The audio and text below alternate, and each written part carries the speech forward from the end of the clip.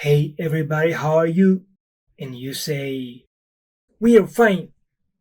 Boy, are you alright? What's up, my atheists and believers? And if there is any agnostic out there, clap your hands, dog.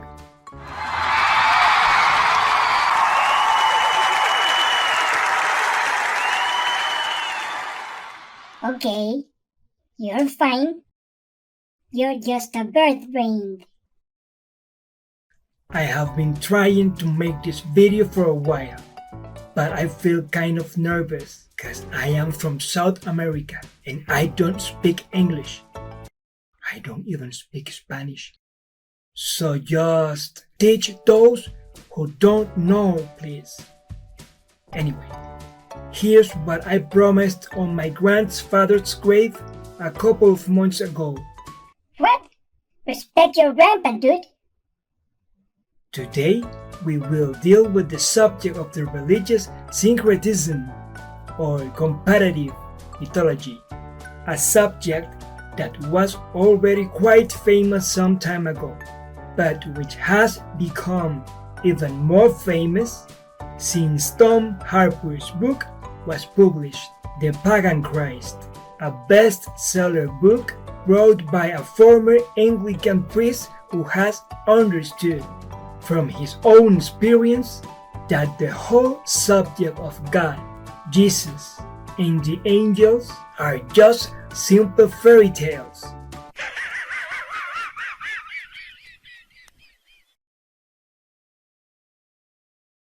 In his book, which I have not had finding yet in any bookstore, I think that's because I haven't tried to find it, I guess. He talks about a whole list of possible anthropological and sociological records that would destroy the belief in Jesus as a living God. And knowing myself from my own scholarship that there was nothing coming out of the first century at all in the way of hard evidence for his existence. We had the Gospels.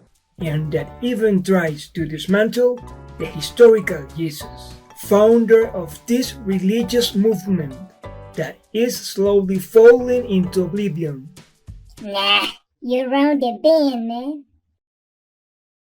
In a society as media-driven as ours, and with the proliferation of fiber optics, higher browsing megabytes, and an investigative, analytical, and critical spirit in these turbulent days, a documentary has hit the world.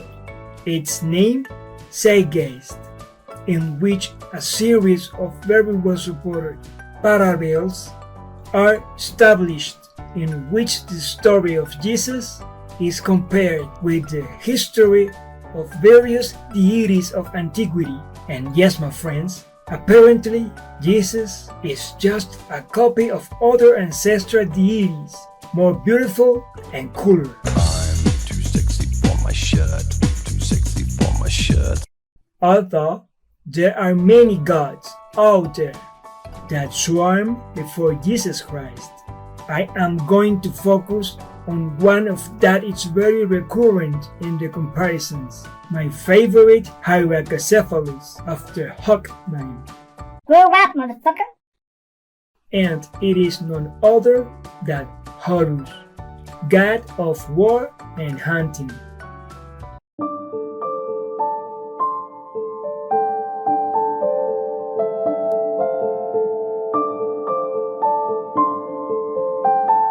Because if I talk about all those who are linked to Jesus, I will finish when I have gray hair all over my big ass, you know. I am going to select the points that I consider most notable and recurrent in the skeptics' arguments, since the other evidence mentioned in this Zeitgeist documentary, or better, the detailed evidentiary sections that Peter Joseph exhibits in his presentation, do not have any kind of support and are just simply assertions devoid of any sense. So trying to refute these types of issues is as much as trying to argue about the elections in Venezuela, that is there a democracy in there, and that Maduro is a legitimately elected president. In other words, they are such a obvious bullshit that it is not worth even mentioning them. First topic. Horus, like Jesus, was born of a virgin, the Virgin Isis. You would think that a guy who rose from the dead and ascended into heaven for all eyes to see and performed the wealth of miracles acclaimed to him would have made it into the historical record. It didn't, because once the evidence is weighed, there are very high odds that the figure known as Jesus did not even exist. Horus was born on December 25th of the Virgin Isis Mary. Isis is one of the main goddesses in the Egyptian pantheon, but let's learn a little about her history. In a land where the gods shared living space with human beings, Seth and Osiris face each other in a fight full of the lowest passions, hatred, jealousy, and death. The result? The murder of the god Osiris. Daddy! You're an asshole! As his wife, who was also his sister, No! God, please, no! No! No! No! yep. This is how we already have evidence of how a child between siblings can turn out. And if you have a child with your sister, it's going to look like this. Hi, Daddy. Anyway, Isis had the power to defeat death, so she took collect the 14 parts of her husband, parts that Seth, also Osiris' brother, had scattered throughout Egypt after murdering him. And I thought that my family was dysfunctional, but not anymore. The thing is that Isis managed to find and reunite them, and with her celestial magic, she brought her beloved husband back to life. Isis was so happy to see her lover's sexy body reconstructed that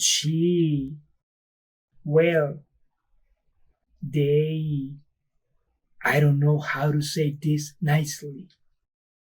Let's say they just hit the bunny. Do you get the idea? But does this prove that Jesus is a miraculous guy? Does it prove that God exists? Or that the sky is blue? Well, no. But what it does prove conclusively is that you must not swallow everything you see on internet. You always have to look for the truth. For many Bible scholars, Mary's virginity is only an assertion that justifies the divinity of the messianic figure of Jesus. On the other hand, the Judeo-Christian religion has always been very much against the sexual act, considering it alien to the moral principles of the contemplation that a life of spirituality invites.